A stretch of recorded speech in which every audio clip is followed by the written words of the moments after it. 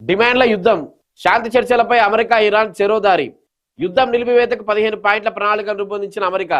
పాక్ మధ్యవర్తిత్వంలో చేరవేత అది తమకు అంగీకారయోగ్యం కాదన్న ఇరాన్. బాబ్ ఎల్ మండబ్ జలసంధిపైన దాడులు చేస్తామని హెచ్చరిక. పశ్చిమాసియా వ్యాప్తంగా కొనసాగిన దాడులు.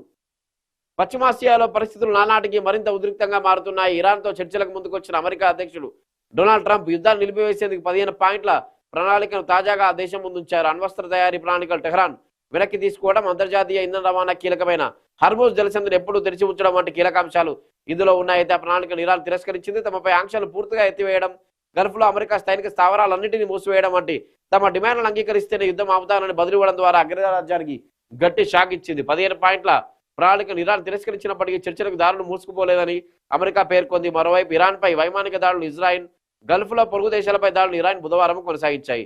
క్షిపణి అణ్వాయుధ కార్యక్రమాలే లక్ష్యంగా.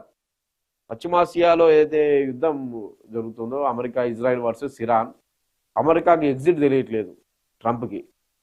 యుద్ధంలోకి అయితే వెళ్ళాడు. మరి ఇజ్రాయెల్ను రెచ్చగొట్టి లేదా ఇజ్రాయెల్ చెప్పిన మాటలు విని ఇరాన్ పై యుద్ధానికి అయితే వెళ్ళాడు. కానీ యుద్ధం నుంచి ఎలా బయటపడాలి? ట్రంప్ యుద్ధం నుంచి బయటపడే దారి ఇది, ట్రంప్కు తెలియని దారి అది. ఎందుకంటే యుద్ధం నుంచి ఎలా బయటపడాలో తెలియని సందిగ్ధంలో ట్రంప్ ఉన్నాడు.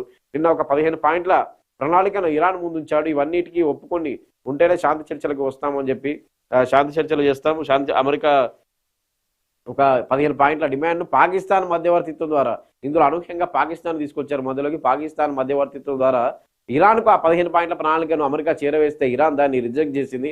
ఆ 15 పాయింట్ల ప్రణాళికలు ఏమున్నాయి అమెరికా చెప్పేదాల్లో? అణ్వస్త్రాల